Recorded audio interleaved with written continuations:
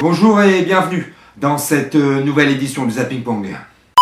L'info qui a fait les gros titres aujourd'hui est l'élection du nouveau président des États-Unis d'Amérique. En effet, on saura enfin ce soir qui de Trump ou de Clinton sera le nouveau président de la première puissance mondiale. Alors oui, un combat digne des plus grands Walt Disney, en espérant tout de même que celui qui porte le nom de Donald se fasse cette fois plutôt bien niquer.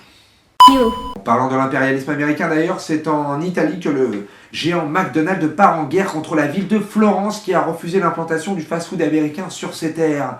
La question qu'on peut légitimement se poser, et surtout quand il s'agit d'une ville italienne, est la suivante: combien de temps encore vont-ils se tirer dans les pattes? Le comble dans cette histoire, c'est que le Mac fleurit avant même d'être implanté. Et ça, c'est le bouquet. Comment parler du bouquet sans évoquer maintenant la fête des merdes? En effet, aux États-Unis, un homme de 23 ans nommé Dylan Roof a été arrêté après avoir commis 9 meurtres racistes. Apparemment passionné de rock'n'roll, comme on dit dans le milieu, il avait un rite très spécial. Avant chaque meurtre, sous son bob, Dylan se mettait à gueuler « Noir, c'est noir, il n'y a plus d'espoir ». Il raconte que ce sont les premiers mots qui lui viennent à l'idée.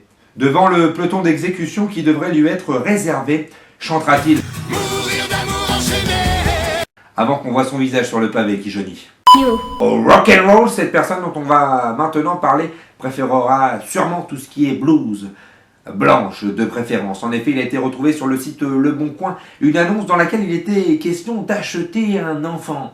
Si Jean-Luc Lahaye a refusé l'achat sous prétexte que le produit n'était pas assez neuf, Marc Dutroux a quant à lui alors sauté sur l'occasion avant de l'asperger de son propre produit, comme on le fait tous lorsqu'on a une seconde main. En parlant de produits ménagers, la séquence qui va suivre est légèrement misogyne.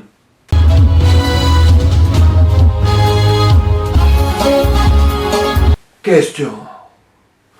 Tant que je suis un être vivant qui prétend être égal au sexe opposé, cependant travaille pour un même poste, je suis beaucoup moins bien payé. En effet, après une étude et au vu du salaire sur une journée de travail de 9h à 19h, je serai en quelque sorte payé jusqu'à 16h34 exactement. Alors pour montrer mon mécontentement, j'ai cassé les couilles à tout le monde hier à Bordeaux à 16h34 précise en manifestant. Mais ce que je ne comprends pas, c'est que si je suis payé jusqu'à cette heure-là, c'est pas anodin, c'est pour que je puisse filer chercher les gamins à l'école. En attendant, ce n'est pas en manifestant à cette heure-là que ça va changer quelque chose, parce que les gosses là, je les ai mis chez la nourrice. Et qui va la payer, elle? Le sexe opposé, avec le pognon qu'il aura gagné de 16h34 à 19h, putain de merde, je suis la jante féminine, ah oui. Ah oui, la jante féminine. Et comment parler de femmes sans évoquer celui qui s'en est tant inspiré? Le marché de l'art vaut de l'or, et ça, c'est pas des paroles en l'air. En effet, en Autriche, des malfaiteurs se sont fait pincer après avoir proposé pour quelques millions d'euros des faux Picasso. Une fois de plus, en France, les maîtres de galeries d'art restent honnêtes et donc pauvres, alors que dans certains pays, comme on l'a dit, d'Autriche. Et ça, c'est vraiment pas blot. Ce qui est moche aussi, c'est ce qui vient de se passer en Suisse, où un homme a été contraint de verser 46 000 € après avoir provoqué une fausse alerte à la bombe. Incompris, il aurait déclaré « Je ne comprends pas, 46 000 € c'est presque le prix de la piscine dans laquelle je voulais la faire. » Et même si sa rétraction et son envie de saut de l'ange lui a valu cette peine, il s'estime tout de même heureux, car le fait de payer l'amende lui évite de plonger dans un lieu où c'est son cul qui sous les douches aurait explosé. Qui dit amande dit pâte, et qui dit pâte dit chèvre, car seule la chèvre peut montrer patte blanche. C'est officiel, à la présidentielle 2017, c'est Yannick Jadot qui sera le représentant du parti Europe Écologie Les Verts, puisqu'il a été élu à la primaire avec plus de 53% des voix. Malheureusement, après un sondage, il a été annoncé qu'il ne remporterait que 3% à la présidentielle 2017.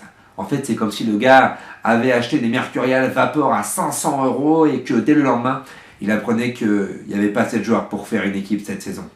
Et puis, face au Juppé, Sarkozy, il ne pourra que se reposer. Et cela me rappelle une pub pour laquelle il aurait pu être l'égérie, ce sacré Yannick Jadot. Gold is cold.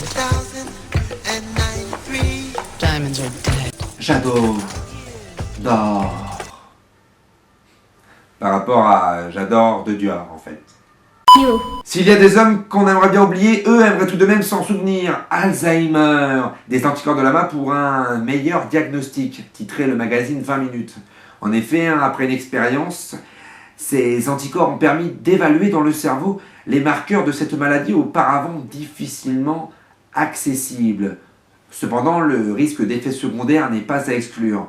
Il aurait été prouvé qu'à la prise de ces anticorps, le fait de cracher pourrait doubler. Ce qui n'est pas fait pour déplaire à un certain Dominique Strauss-Kahn, qui l'a bien fait savoir. Et puis, naturellement, le prélèvement de ces anticorps fatigue l'animal. En ce moment encore, le Lamada est là.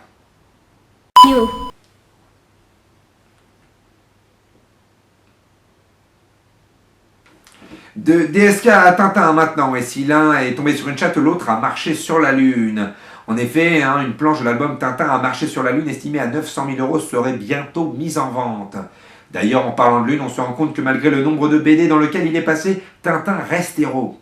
Et si naturellement les BD ne peuvent pas avoir d'enfants, c'est dans cet album-là que le héros à la houppette belge et son plus fidèle ami le capitaine Haddock. Merci de nous avoir suivis et à la semaine prochaine pour une nouvelle édition.